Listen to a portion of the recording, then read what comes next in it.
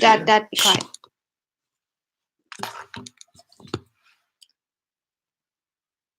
Good morning, everyone. I am so excited to be here with you today to do this book club. I see that there's people from Norway, from Cyprus, from Washington, from Tennessee, from South Africa. I'm so excited that you're all here. Welcome. This is such an important topic that we're going to be discussing.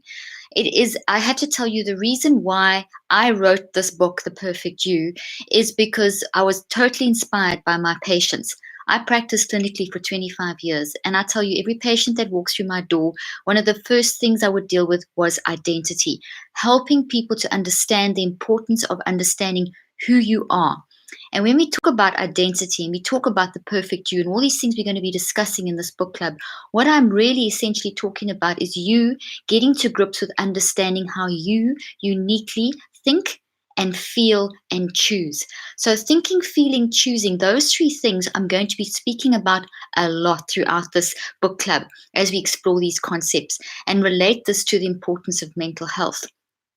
Understanding your identity gives you purpose, gives you a sense of understanding who you are, and helps you to step out there into the world and offer the world what only you can offer.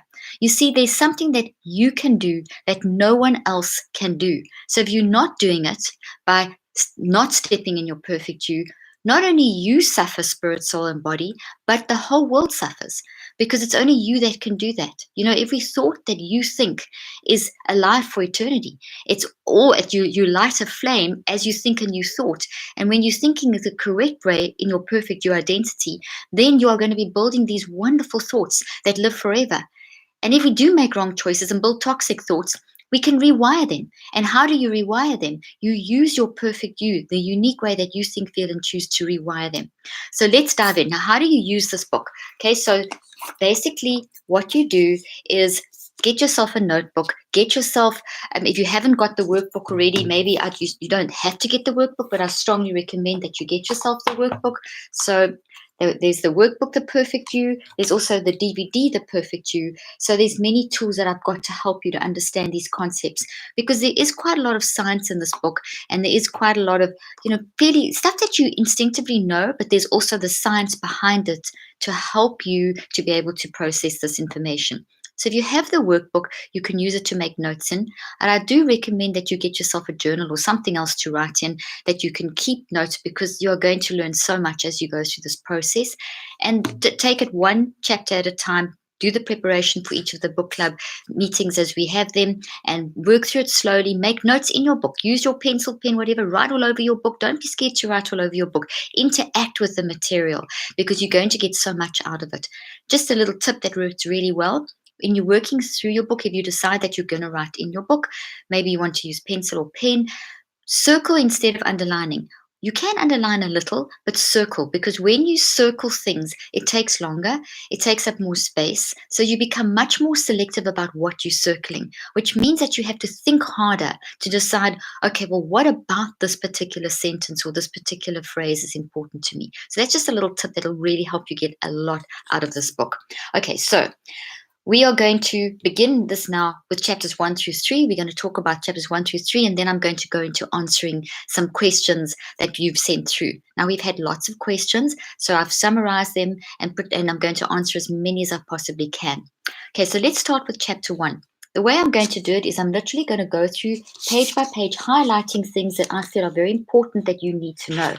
So obviously, I think you need to know everything that's in here, but we're going to talk about certain concepts and I'm going to highlight certain things that you can read around. And once again, if you have the DVD and the workbook, you can dive into those things a little deeper as well. You'll see on page 23, the big picture, chapter 1. I start with a little story about my son and I, and we were sitting in a little cafe, in a little cafe that was in nature, and there was all these trees around us, and the leaves started blowing, and suddenly my son gave this whole very philosophical, eloquent discussion about what those leaves meant to him and how it made him think about all these kind of emotional things. And immediately I said, wow, as soon as I heard the wind blowing through the leaves, I was thinking of quantum physics and wind blowing through your brain. And so we each had a different experience of the same the same incident, the same signal, both seeing and hearing the wind blowing through the leaves. And we got into a deep discussion. And that's why I started off the book with this particular story, because basically your perfect you is your experience. And your experience is going to be different to everyone else's experience. Now, I know you know that, but there's science behind it. You are completely and utterly wired to experience life in your unique way. And as you experience life in your unique way, you are making a contribution to the world that only you can make. So, your perfect you is the unique way that you think, feel, and choose about the experiences of life. It's a filter through which you process life. And it's a filter that is designed in a perfect way.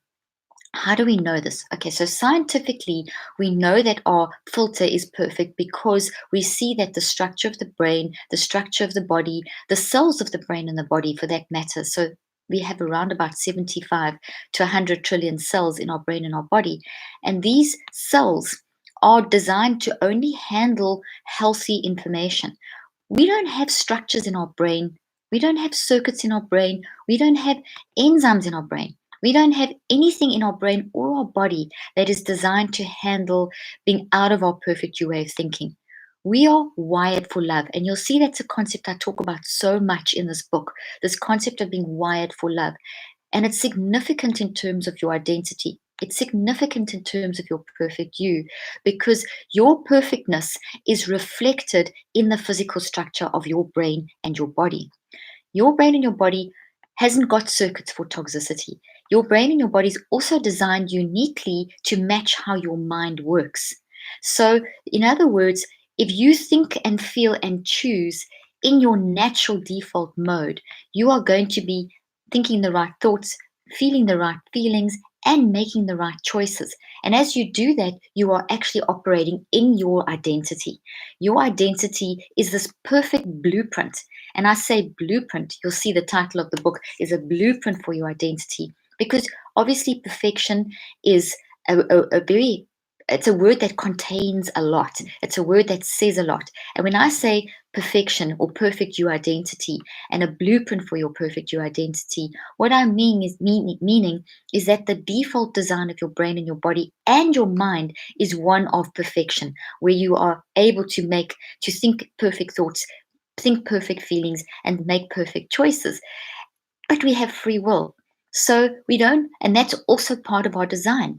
Without free will, we would just be biological robots, and we're not biological robots, even though a lot of science has tried to say that, and a lot of theories and philosophies have tried to say that, which we'll tackle in later chapters.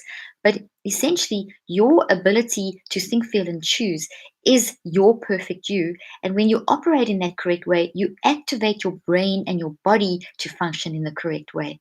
So your experience that you have is being filtered through your how you think, feel, and choose. And then that moves through your brain. Your brain and your mind are working together. And when you're operating correctly, everything functions like it should. When you're in your perfect you, you'll get a sense of peace, a sense of calmness, a sense of excitement, a sense of anticipation, a sense of motivation. You'll find yourself thinking differently. You'll find yourself calmer. You'll find yourself, when you make wrong choices, coming back quicker, saying sorry quicker, getting realizing and self-regulating when you are doing something that maybe you shouldn't be doing, or thinking in a way that you shouldn't be thinking. So, for example, maybe you catch yourself gossiping. When you're operating in your perfect you'll catch yourself so much quicker. You'll bring yourself back so much quicker. So these are just some of the really profound, powerful ways of not just saying I'm made in God's image and I'm perfect, and which are very relevant statements, but it's actually practical, hardcore science that helps us to apply this in our life on a daily basis. Science is so important in understanding how we as humans function. And when I talk about science, I'm talking about the knowledge of understanding how we function, which is what I'm trying to teach you in this book. So you'll see lots of science, lots of scriptures as you work through the book. So I want to read a couple of statements. On page 24, I'm working from the book version. I talk about what experience feels like, and I make a statement that experience is exclusive to us. Your experience is exclusive to you. No one is experiencing what I'm saying now the same. There's so many of you listening to me at the moment, that each and every one of you is experiencing the same words but differently.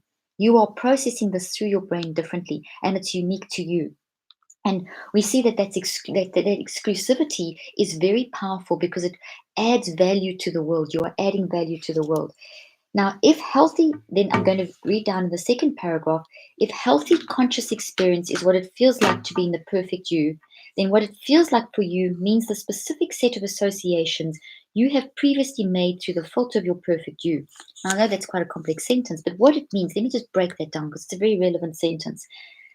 I want you to try and help understand through this process of exploring this book, The Perfect You, in this month. I want you to learn to recognize what it feels like in your perfect you. Because I know from my experience as a clinical practitioner and my experience with hundreds of thousands of people around the world who've learned these techniques and their feedback, as well as my own experience with myself, my 4 children, my husband, my friends, my family. I know that when you get to a sense of what it feels like to be in your perfect you, when you're consciously aware of that sense of peace and calmness that it feels like when you're in your perfect you, that is when you can suddenly start getting more deeper insight into who you are, into your memories, into the things that have your belief systems. And that's very important for mental health. Why?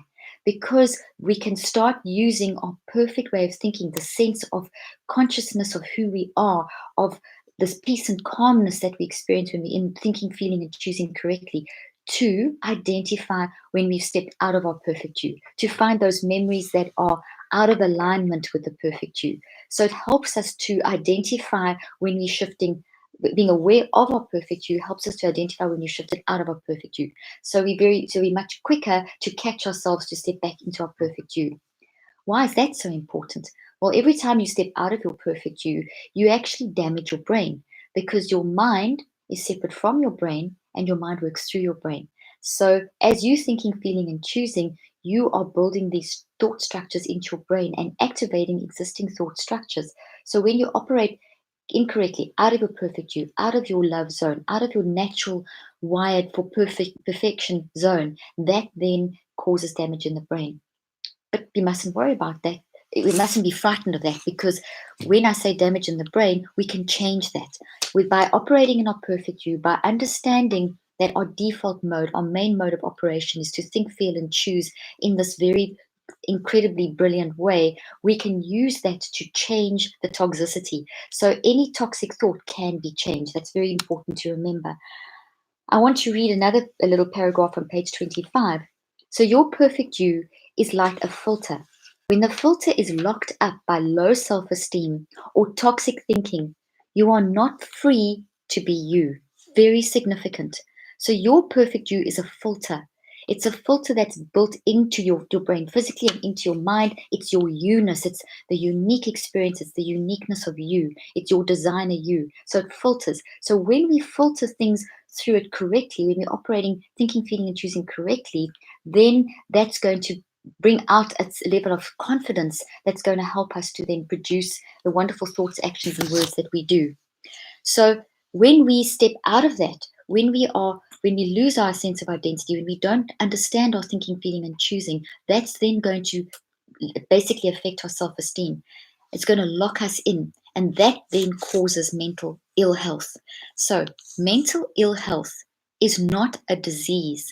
Mental ill health occurs daily throughout our day as we go through life. As we experience the complex conditions of life, life is filled with challenges. I don't have to tell you that, you know that.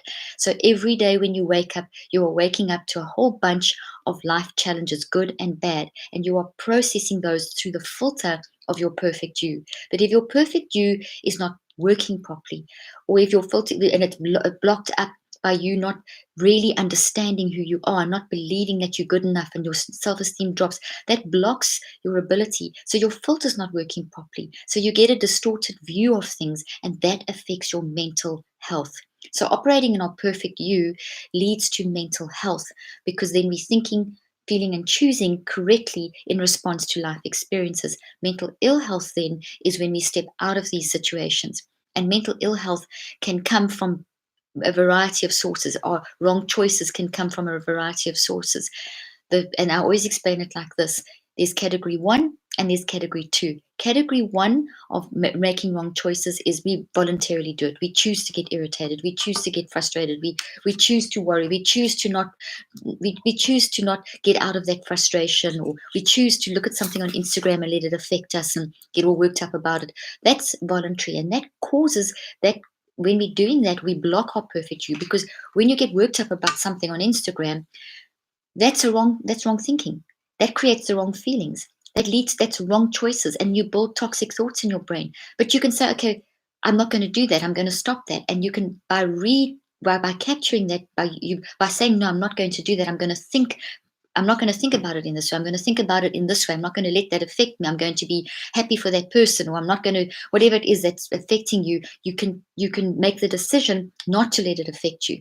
You can reframe that, say it in another way, that I'm happy for that person because they're doing that, and it's not my business to judge them. It's my business to make sure that I'm just operating in love and encouraging them. That is an example of operating your perfect you. By saying those kinds of things instead of, oh, I feel so terrible, and look what they're doing, and look at this, and it's not fair. That's in the imperfect you. That's thinking, feeling, and choosing incorrectly. That's filtering through a damaged filter. But as soon as because of this whole concept in the perfect you are learning that that's not, that immediately when you do that, you feel different. And we'll see in some of the later chapters, we're going to talk about discomfort zones, the impact of how your body tells you that you are stepping out of your perfect you zone. But your logic tells you too, that if you indulge this feeling sorry for yourself, or victim mentality, or getting upset by what you've seen someone else doing on Instagram, or someone else is doing in their life, or what someone said to you, or an email you received, or something, by you saying, okay, that isn't right, or that isn't wrong, but I'm not the one to judge, I'm not going to let it affect me, I'm going to get back into my perfect you protect yourself. You actually get into a state where you're building like literally an armor around yourself. The quantum physics research shows that as we think, feel, and choose correctly, we generate the correct quantum energy through our brain, and we activate the correct electrical chemical responses in our brain and our body. And that builds literally builds like a shield of energy around us. And that's not something weird. When we talk about energy, don't think I'm talking about something that's weird. If you didn't have energy, you wouldn't be alive. You wouldn't have your computer working. You wouldn't be able to watch me on YouTube live now. Energy is a source of power. And we believe that that source of power comes from God. I say Godness because Godness is so huge. God is love, and God is the source of power. So when we tune in to our love nature, which is our perfect you nature, our correct way of thinking, feeling, and choosing, we are activating a very healthy, powerful movement through our brain and our bodies, powerful energy to flow. And that helps us to then deal with the things that are causing us anxiety and depression, etc., etc. Now, anxiety, depression, and OCD, and all these labels that we are so commonly, we see all the time in the mental health, this lingo, if you want to say mental ill health language, all the time at the moment, those are not diseases. And I'm going to say this 100 times, and if not more than that, because what those are basically telling you that there's something going on inside of you that is not right. You've stepped out of your perfect you. There's an issue you haven't dealt with. There is that category 2 that I'm now going to explain, which is trauma. So category 1 is when you voluntarily get irritated and frustrated, etc. Category 2 is when you've experienced some sort of trauma, which is involuntary. So someone really hurt you, you're a victim of something terrible, you get in a war zone, you may be raped, you abused, someone is bullying you. Those are the events and circumstances you can't control. Those are not voluntary, but they still signals, you still process them, you still think, feel, and choose, you still build it into your brain, and that can become lodged inside of you. It's lodged inside your brain physically, it's lodged inside your mind, and that combination can keep you locked in, affect your self-esteem, affect your identity.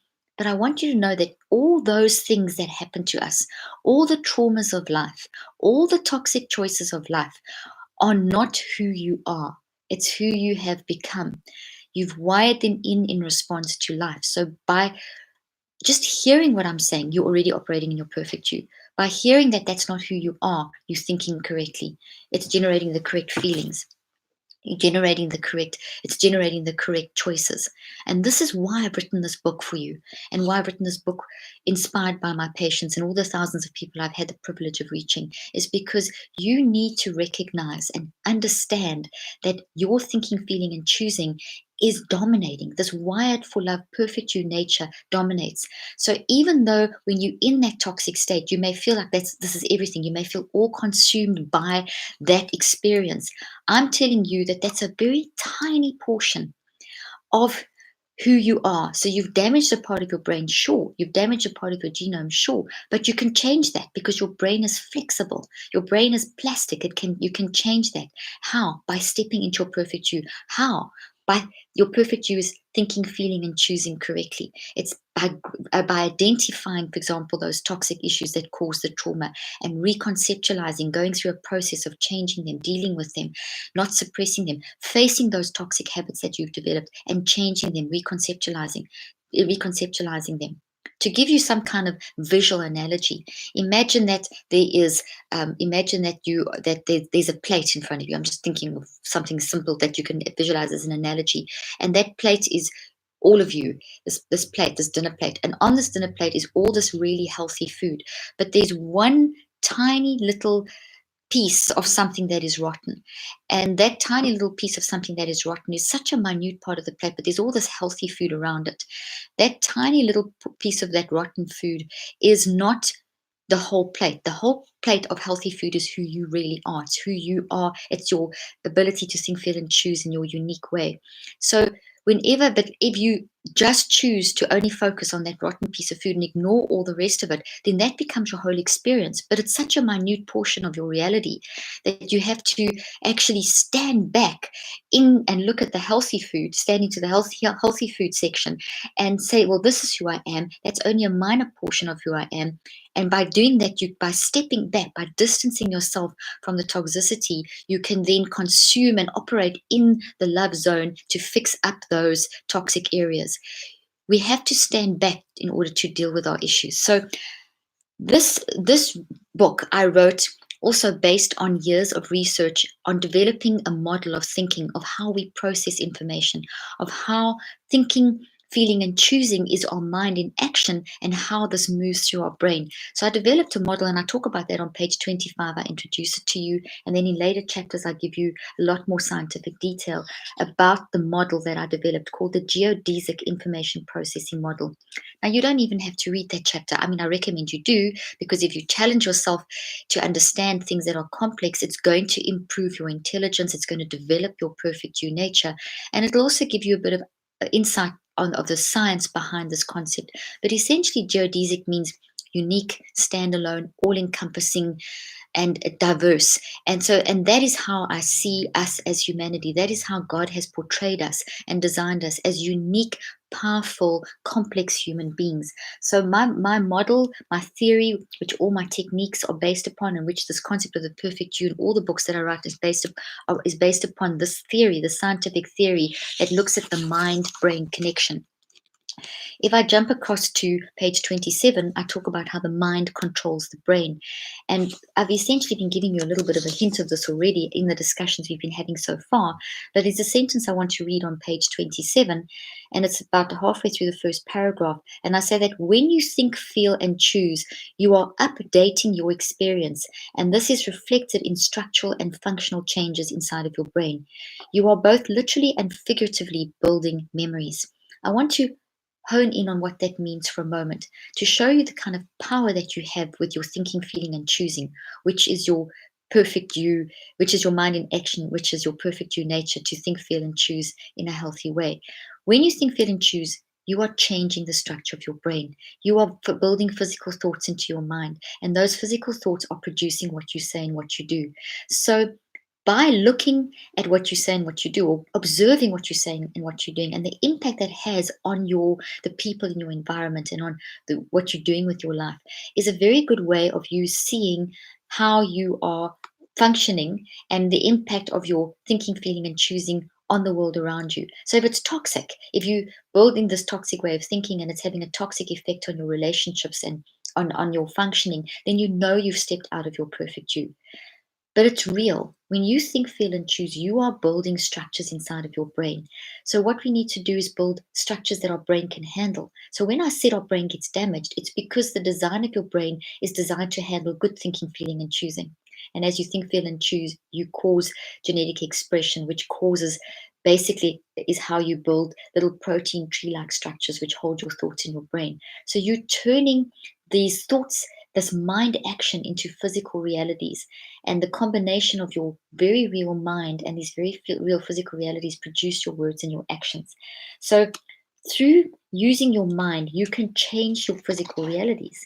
So and now that's very powerful, because when you choose to use your mind correctly, when you step into the power of thinking and feeling and choosing correctly, you are changing your realities. So if your reality is toxic, that means you're operating out of your love zone, out in your imperfect you zone, which means you're not thinking, feeling, or choosing correctly. But that's only that tiny part of the plate. So at any moment, any time, you can step back into your true reality, which is your powerful, how you think, feel, and choose correctly. And you can look at that toxic stuff and you can change it. So moving on, I want to just jump over to into page 29. And I want to talk about just the focus that is actually limiting people's potential and identity, and that is neurocentrism or neuroreductionism, which is an overemphasis on looking at the physical brain as producing the mind. Now, we're going to have quite a lot of discussion about this very complex concept as we go through this, but I want to just read from page 29 and explain a little bit of this as we do our first book club today. The page 29, that I'm looking at the section, the problem with overemphasizing scans. There is a danger in seeing things like MRIs, fMRIs as reliable and a detailed roadmap to human consciousness. Turn over the page. I'm just going to go to just under the quote. I'm going to go to the next paragraph under the quote on page 30. We are not merely the firing of our neurons on a colorful scan. As in the discussion of the wind that I mentioned at the beginning of this chapter, we each perceive reality in a way that is wonderfully unique to us. We may have the same kind of neural structures and cells, the same set of brushes and colors, but we each have our own painting to create. What the current mental health system is telling us, using the powerful technology of MRI scans, fMRI scans, spectrography, the various different types of brain technology, they are saying that you can look at those patterns and you can determine why a person's doing what they're doing. That is not accurate science. It's not correct science, and it's very limiting because it takes away your powerful ability to think, feel, and choose, because now you feel like you're the product of your brain going wrong or your brain made you do it. Your amygdala, your hypothalamus, the thalamus, the different parts of your brain, they don't make you do anything. You make your brain do stuff. If you're dead, your brain doesn't do anything anymore, but you're alive. So your active mind in action, the spiritual part of you, which is the biggest part of you, is moving through your brain. Your brain is responding. So what we're seeing with brain technology is how your brain is responding to your thinking, feeling, and choosing. So when we see damage in the brain or we see the brain healing and changing, it's because you are doing the work with your mind. So brain scans confirm that the mind can change the brain, but there's a strong focus on trying to say this part of your brain produces this emotion and putting us all in the same box. But you can't. Like looking at a painting, and I use that analogy quite a lot through the book. When an artist paints a painting, let's say that you've got three artists in a room and they're all given the same canvas, the same paints, and they're told to paint, you get three completely unique paintings. We know that. This is logical stuff. So they've started with the same raw material, but they've produced their own unique perception. So that is a good example of you understanding that you produce your own unique perception. And each of those perceptions each painting is beautiful. Each painting is a work of art. Each thought that you build through your perfect you identity is a work of art. You are a work of art. But when you step out of your perfect you ripped up that painting. It's not produced. It's not, or you don't do anything on the canvas, or you feel whatever the canvas gets torn up or ripped apart. So the painting is not produced. You're not producing or giving to the world what only you can give. And I stress that. You may not think that you're important, but you are. Because every thought that you think is actually alive and living for eternity, and it's impacting everyone else. So I want to talk on page 33 a little bit more about the power of choice. And I want to just read another sentence to you about the power of choice, because One of the most important, and I'm talking page 33, the power of choice. The most important facet of all my research and practice, however, is individual choice. The moment people recognize the power of their minds, and that's what I'm trying to show you with this, with helping you understand your perfect you and the concepts in this book. When you understand the power of your minds, the individuality of your thinking, and how you have control over your lives, you are truly able to transform your world. You see, it's not just about me, myself, and I. It's not just about you having mental health and you having success and you achieving your dreams. It's for a purpose. You are designed to transform the world.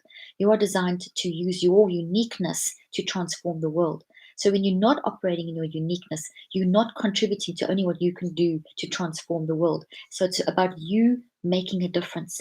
And we can get so caught up with our own emotions and our own toxic issues and our own pain that we forget all about the fact that when we get into our perfect you, it's not going to increase our selfishness. It's going to decrease our selfishness. It's going to increase our humility, and it's going to increase the drive and the passion that we naturally have in us to reach out and help others, to reach out and find whatever it is that you can do that transforms the world. And that might be a beautiful painting, it might be a new invention, it might be a new business idea, it might be whatever, because it's you, it's unique to you. So also on that page 33, I want to read, true self-awareness comes from recognizing the perfect you. So we need to be self-aware, not to be selfish, self-aware to make sure that we are operating in our correct thinking, feeling, and choosing. So it comes from recognizing the true you. It changes you from the inside out. You are unlocked. That is key. Your perfect you unlocks you to be motivated, to have purpose, to move into a world where there's purpose, where you can make that difference. So now let's jump over to chapter 2. There's so much. I can spend hours just on chapter 1, as you can see this. And that's why I encourage you, read through everything. Take your time. There's no rush. Yes, you can maybe rush through the chapters to a certain extent so that you can keep the readings up to date for this book club. But you may want to take a few months after this and rewatch these YouTube live and listen to the podcast. And I refer you to my podcast because each week I'm doing a podcast related to this book and related to all the different concepts in this book. So let's jump over to chapter 2. And in chapter 2, I talk about the perfect you. I talk about how the mind changes the brain. I talk about how, and on page 41 specifically, third paragraph down under the mind changes the brain section, I talk about, in effect, your unique responses to certain stimuli such as movies, food, celebrities, and words may seem trivial, but they say a lot about you. So your responses are saying a lot about you. So when you learn to be aware of your responses, you are learning about you. And you'll see later as we get into the unique qualitative assessment profile in the book, that's what I'm helping you to do, to develop a self-awareness so that you can stay in your perfect you and get out of, when you're in your imperfect you, which is mental ill health, you can get back into mental health. Just a quick side note here in terms of mental ill health. If we stay stuck in that toxic pattern of thinking, that it gets worse and worse and worse, and that's where the anxiety and depression, etc., and intrusive thinking and all those symptoms of an underlying issue can get worse and worse, and then our mental ill health can deteriorate. And this is very real and very painful, but we can change this by hanging back, by learning to recognize your perfect you identity, no matter how bad of a place you're in, no matter how bad of an environment that you're in or circumstance that you're in. When you know your perfect you, it's your place of comfort, it's your place of safety and security where you can step back into so that you have clarity of vision to deal with the issues of your life. So we are so unique, and this is another little thing that I just want to stress, a little scientific fact on page 41, that this whole thing about your unique responses to stimuli, movies, etc., may seem trivial, but they're not. Researchers from Birmingham University have found that they can identify different people from their brainwave responses. So people show differences in how their brainwaves respond. And this is why we can't say that we can't be neuroreductionists. We can't just say that the brain produces the mind or that we walk off the same kind of patterns producing our emotions. We're not sheep. We have even our brainwave responses are completely different for every single person. We even have our own unique sense of smell, which is called an olfactory fingerprint. Like we have our own unique fingerprint, we have our own unique sense of smell, our own unique brainwave responses to the way our mind is in action. So this is evidence for us of the uniqueness of who we are. So it's not just a nice to know, it's real, it's really scientifically proven. I want to read on page 42 just very quickly. But what are these thoughts? Essentially, the matter or substance of the brain is really an appearance of your mind. Your thinking, feeling, and choosing looks like much like a painting reflects the artist's perceptions. A painting is not merely a set of colors on a piece of canvas, it is an outpouring of the artist's perfect you. So you can kind of see your life as a painting. I know people use this analogy all the time. It's a great analogy. It's nice and poetic and it's nice and creative, but you literally are pouring your life out into a painting. And some parts are messy and some parts are beautiful, whatever, but it's your painting. In other words, your thinking, feeling, and choosing actually creates matter. And that's really a large extent of what this chapter covers, the fact that as an artist takes that painting and produces a beautiful painting, that artist has created matter, a physical painting that we can see. That's what you're doing every time you think, feel, and choose. You are creating matter, and that matter that you create really does matter. Because if you're operating in your perfect you, that means you thought, felt, and chosen correctly and produced beautiful matter, which is what? Your words, your actions, your behaviors, what you give to the world, the essays you write, the paintings you create, the work that you do, your parenting, your friendships, your relationships, the way you function, the way you respond to situations, and everything about you, what you do with your day-to-day moments is all driven by your identity, and you can control the effectiveness of that by understanding your perfect you. So on page 43, middle of the page, so thinking, feeling, and choosing your perfect you is a place in space time where you decide what to do that is right or what is wrong. Nothing determines your choices except you. You create. Every time you think, feel, and choose, you're creating a reality. So you need to ask yourself, what reality do you want to create? By understanding your perfect you, by understanding these concepts, you are controlling the kind of reality you want to create. So we see, and also on that page, and this is the last thing I'm going to talk about basically in this chapter because it deals with all this mind-changing brain stuff in this chapter. But I want to stress that we see I use quantum physics a lot, which is a fantastic way of understanding your spirituality and this mind-brain connection.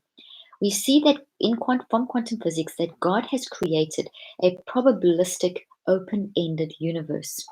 There is an infinite set of possibilities of perception. Okay, let me explain that. So we can choose, there's no fixed formula for what any human can choose. You're not even 100% sure what you're going to choose in the next moment.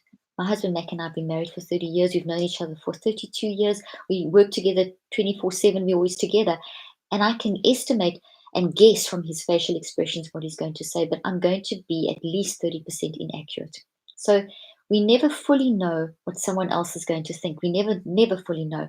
So we never fully know what we're going to choose. We never know what's coming up the next moment. I know you know this, but the quantum physics shows us that there's an open-ended, we live within a world of wisdom that is open-ended and with infinite probabilities.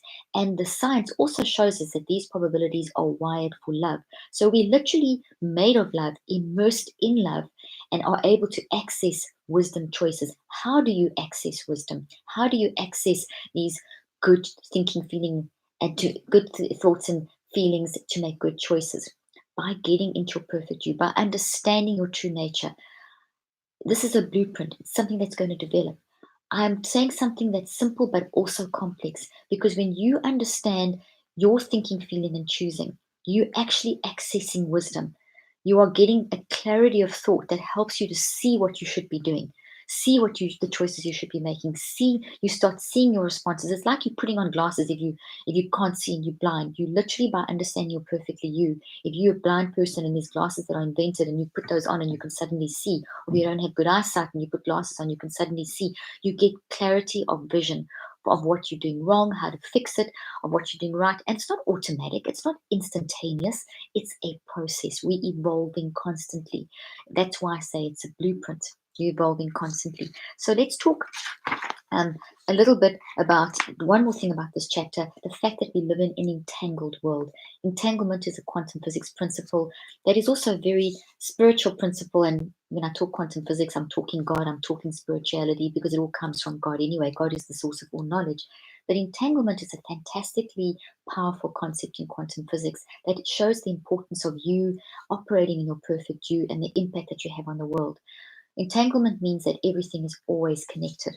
So many years ago, John Bell that it was famous. And if you look on page 44, I'm reading from The Perfect You in an Entangled World.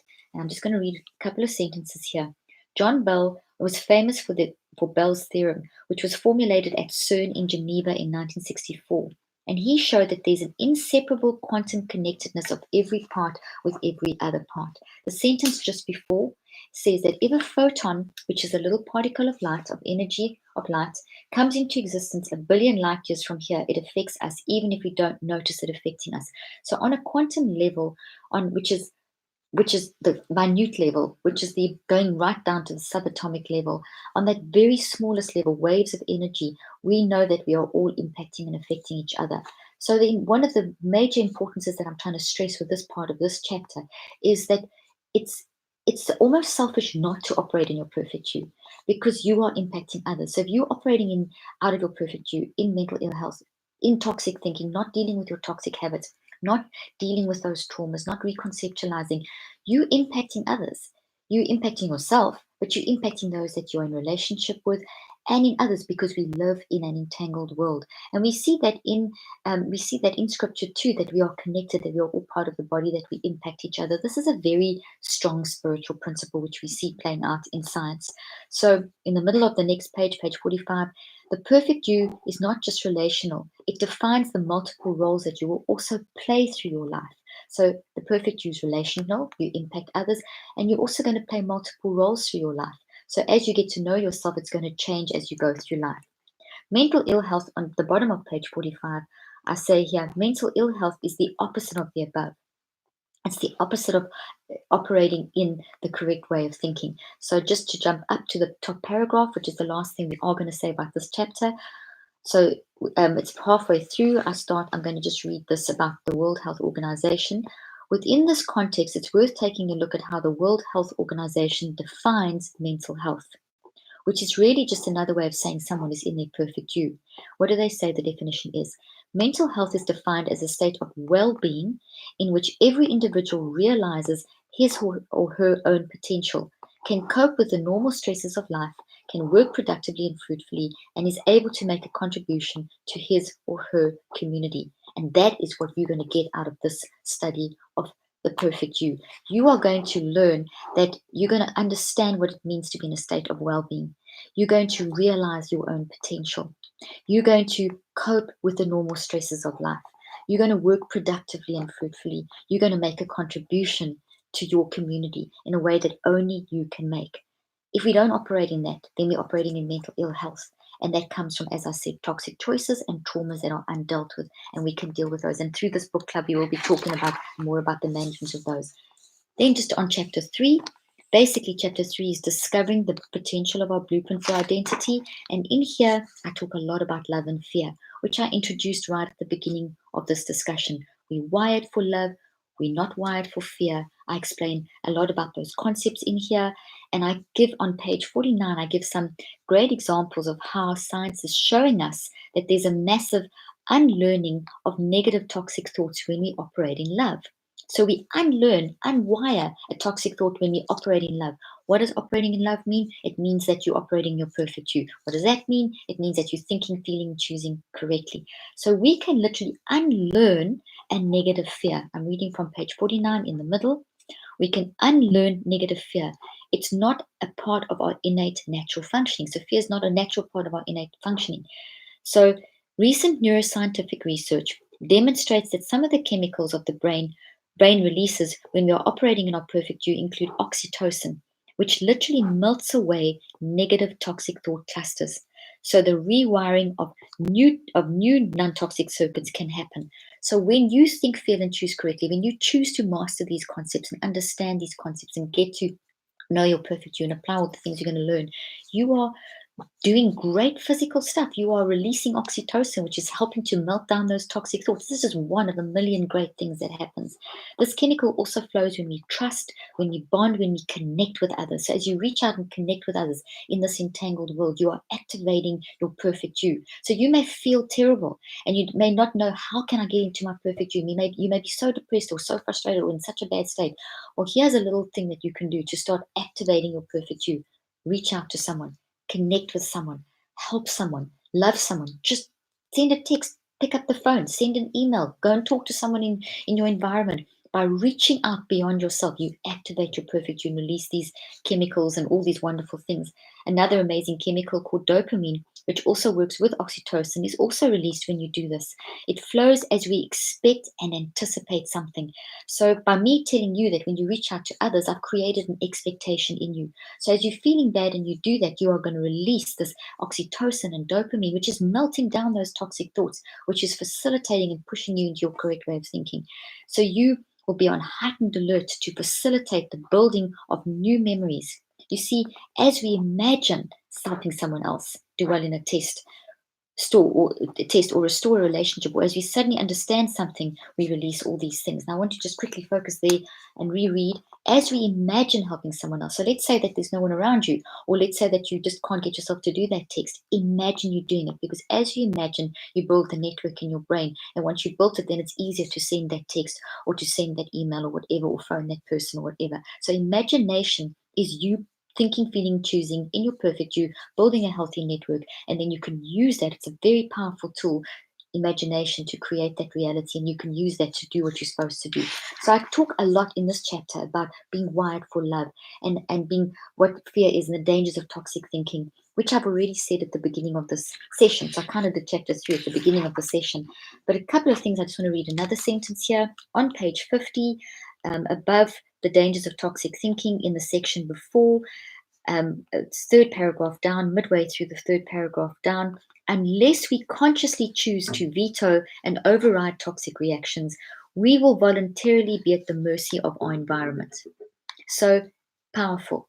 You have to consciously decide to veto, to override toxic reactions. If you don't choose to override, if you don't choose to say, okay, I'm feeling horrible, I don't like what I've just read, I don't like what they've just said, I don't like what's just happened. If you submit to that toxicity and go into the imperfect you zone and into the fear zone, you're going to cause all this damage and affect the chemicals and be unhappy, etc. But if you choose to veto, and I'm telling you, you can, the perfect you, this whole thing teaches you that you can do this. You can veto these toxic reactions and override them.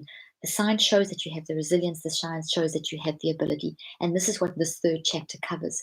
Okay, so now what I'm going to do is cover a couple of the questions that were asked and sent through. So one of the first questions that I received, well, I've received a lot, so I've summarized them and I'm going to answer as many as I can. So one of the first questions is, do I need the workbook and DVD for this book club?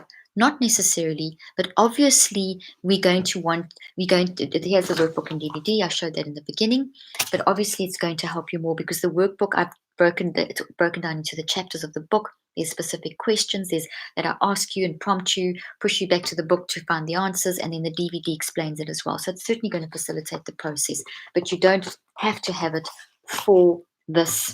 You don't have to have it for this particular book club. Okay, so how can this book help with anxiety? So anxiety, and I've done a podcast on this, so I recommend that you go and listen to the podcast on anxiety and the perfect you. So anxiety tells us and prompts us that that we need to pay attention to something in our life. Anxiety is like a little warning that there's something that we need to address. So instead of trying to suppress the anxiety or push it away, embrace it. Embrace it by stepping in your perfect you, remembering that that's not all of who you are, that it is that little piece of rotten food on the plate. So step into the healthy food, step into that analogy, step into the perfect you nature, which is the who you really are, and it's the biggest part of who you are, and step into that. And then stand back and observe that. So say, okay, so I'm anxious, I'm feeling anxious, something's worrying me. What is it? So I'm going to now sit back, almost like you're giving yourself therapy. Sit back, look at yourself in the mirror if you have to, and start and say to yourself, okay, why am I feeling anxious? Be conscious, be deliberate, be aware. Ask yourself, try and dig around and find what are you feeling anxious about. You're not going to solve it all immediately, but you're starting that process. You're starting to think, feel, and choose, and saying things to yourself like, well, I can think well, feel well, choose well. This is my normal resilient nature. I'm designed for this. I'm wired for this. So this is not a normal part of me. So this is something that I just need to deal with. So put it into that kind of category, even isolate it, even think about putting it into a box and realize that I need to deal with it, otherwise that box will explode. But that it's and that's what the perfect you helps you to do. It gives you the insight into your strength of being and your resilience of being able to manage the anxiety. How can I use the principles of in this book for children and for teens? So I've got a podcast coming out in the next few weeks on this topic, but the first way that you do this is by you fully understanding these concepts yourself. So by you studying this book, by you getting to grips with it, doing the profile, understanding, working through everything, get to grips, understand this, you can then filter this into your daily conversation with your children to help them with identity. When their children are younger, that's easy to use a lot of simple analogies and pictures of the brain, and they explain that you're made of love, and you can think of analogies on your child's level to help them understand that their identity is one of perfection and it's going to develop, and we've got choices, and as we choose, and they choose, and they have a little fight with their siblings, and or they have a fight with someone at school and they feel sad and they're crying. So you can say, well, this is an example of you not being in your perfect thinking. You stepped out of your love. You've stepped out of love, and it makes you feel bad. And verbalize. The younger a child is, the more you need to verbalize for them how they're feeling. But in order to do that, you need to do something very important. You need to tune in to your children. You need to spend time with them, sit with them, play with them, listen to them. When it comes to teens, and as I said, I've got a podcast dealing with this in more depth. When it comes to teens, very important that you tune into their identity, that you tune in to understanding who they are, that you recognize and listen to them, that you don't assume that they are being difficult, or that's very important, that you listen to them, that you tune into them.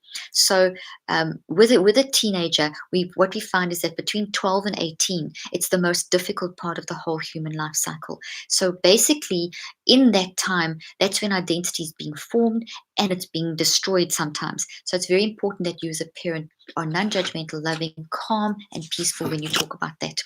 Okay, so this podcast will be out in the next few weeks, okay, on the how to do this with your teens. But start by you getting to grips with it. This month, you understand this concept, and then you can adapt it down to your teens, and you'll learn how to do that in the podcast. And we'll talk about it in other book clubs. So let's just talk about the next question. Can you explain the difference between the non-conscious and the conscious mind? Okay, so based on the theory, and you'll see my picture of my theory in my book, and we'll discuss this a couple of times throughout throughout my podcast and throughout these YouTube live videos. But basically, your conscious mind is what's working when you're awake. It's only around it's your mind in action, but it's when you're awake. Your non-conscious mind operates 24/7. So your non-conscious mind is where your memories are stored, where this action is happening. It's working when you're asleep. It's where all your memories are. It's where your unique identity is, your belief systems. All of that is in your non-conscious mind. So when you are listening to me now, your non-conscious is working with your conscious mind. When you go to sleep, just your non-conscious mind is working, and it's sorting out all the thoughts that you have built during the course of the day. So all your memories, your belief systems, and everything on your non-conscious mind. Your non-conscious mind we see in action as you're going through the day. So as you're being stimulated by whatever happens during the course of a day. So like now you're listening to me, and as I'm talking to you, things are popping into your mind. That's memories. Those things are memories, which are thoughts, moving from your non-conscious mind. So it's memories that you physically built into your brain and into your mind, because your mind and your brain are separate, and they work together, but they're separate. And as the things that are popping up into your conscious mind now are memories that have been stored in your non-conscious mind. For a memory to be stored in your non-conscious mind, you have thought, felt, and chosen in response to stimulus, and that has led to a thought being built in your brain. And as you think about it, it then moves into your non-conscious mind. The more you think about it, the more energy it has in your non-conscious mind, and then the more energy it has, the more easily it will pop into your conscious mind. So the thoughts that are moving up into your conscious mind now, as you're listening to me, are thoughts that have a lot of energy, which means you've given them a lot of attention. So if it's toxic stuff that's moving up into your mind, then you need to grab those and you need to deal with those, which is something we'll talk about in other book clubs as well. Next question. Can you give an example of what it means to choose intentionally and deliberately, and to use your mind in a very disciplined, consistent, and mindful way to improve cognitive and emotional and behavioral patterns? So I'll give you an example. If in my own life, if I am, as I'm working, this happened yesterday, as I'm working and I get an email, and that email was something that I didn't expect, and it was something, maybe it was quite negative, a bit of a concern. And my first reaction was I could feel anxiety, I could feel myself going to the stress response. I could feel a bit of a panic, and I wasn't very clear in my thinking. So, because I know about all this, I stepped into my perfect you. I chose deliberately and intentionally to grab and acknowledge I'm feeling anxious. This is scary. I didn't deny it. I didn't suppress it. I'm not going to be an ostrich and stick my head in the sand. I'm acknowledging that that is a situation. I reread it carefully. I calmed down as I reread it, but I made a choice. I made a choice to think, feel, and choose differently about how I'm going to react to that situation. Didn't have the solutions yet. Still working on the solutions today, but I could feel myself going down a toxic dark hole of panic if I just kept on seeing the negative of that email. So I deliberately and intentionally stopped myself, saw that as just a tiny little thing, not the reality, and realize that if I step into my perfect you, I'm going to have clarity of thought. I'm going to think well, feel well, choose well.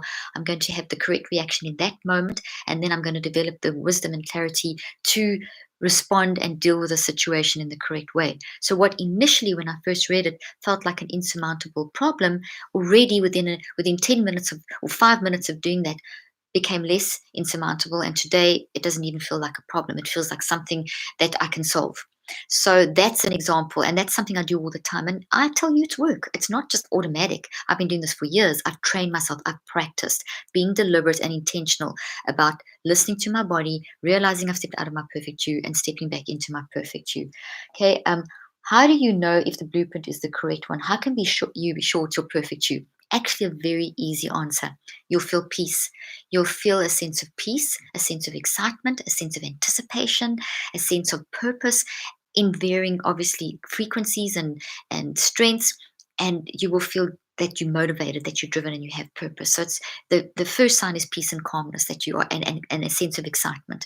So you definitely will feel that as you work through this. How do you differentiate between perfectionism and the perfect you? Great question.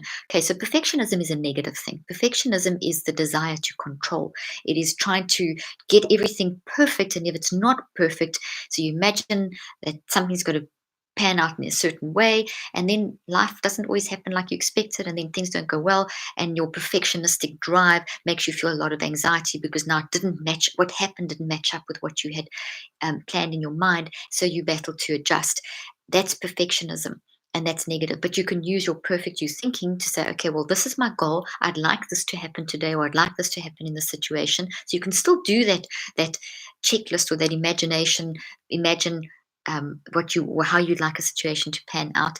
But your perfect you is the mind in action, thinking, feeling, and choosing, that helps you to have the realistic realization that as you go through the day, it may not pan out exactly, and it's not going to throw you. You will make the necessary adjustments to that. So if it's not exactly the same, that's okay. You're going to adjust. You're going to see it as a learning experience. So, what does it mean to be wired for love? Can you give an example of what this looks like? Well, being wired for love, an example of that, and I've spoken quite a bit about this already, but an example of being wired for love would be something like when you reach out and you have a great conversation with one of your kids. Like last night, I was talking till late with one of my youngest daughter, and we were having this incredible conversation, and it was just so uplifting and exciting, and listening to her and sharing ideas, and that was my wired for love nature was in high operation at that point. We were both connecting, and I was thinking, feeling, and choosing correctly, and she was, and there was a bond and a love, and we felt excitement, and there was such intense love between us. There's an example. Okay. How would you use the principles in this book to help someone who struggled with PTSD? In chapter 3, I actually reference PTSD, and I'm going to I'm going to do podcasts on this, and I'm going to be dealing with this quite a lot. So I'm just going to give a short answer now, and we're going to deal with this over time. Essentially, post-traumatic stress disorder is not a disease. It is a response that we are having in response to a situation. So you go through something traumatic, a war, a rape, accident, whatever, something traumatic in your life. And as you go through it, you're experiencing it. It's signals that are coming in. You think, feel, choose. You're building that into your brain because it's toxic. You build a toxic thought into your brain that goes against the natural wiring of your brain. So you have this toxic thought in your brain. Now, every thought that you build doesn't just have the the facts or the information of the incident. It also has the emotions of how you felt in that moment. So you embed that in the thought, and your entire body embeds how you felt at that moment. So your body develops a memory, and you've got the structure in your brain, and you've got it in your mind. So you've got it in kind of three places. So if it's not dealt with, and over time it gets it's initially, as the trauma happens, over time it gets stronger and stronger, because if you don't deal with it, and the more you think about it, the more energy you give it, so it gets stronger. It's like watering a plant. It just gets stronger and stronger and bigger. And so if you then, because it's so painful, what we very often do initially in order to cope, so that our brain doesn't just break down, is that we suppress it for a time in order to just cope with life. So we kind of push those feelings down. And then every now and then a trigger happens, and it comes whooshing back. And not only the actual incident, but the emotions and the feeling of your body. So your entire you is experiencing that situation. And you lose your clarity of thought, etc., etc. So that's what's happening. How do you manage that?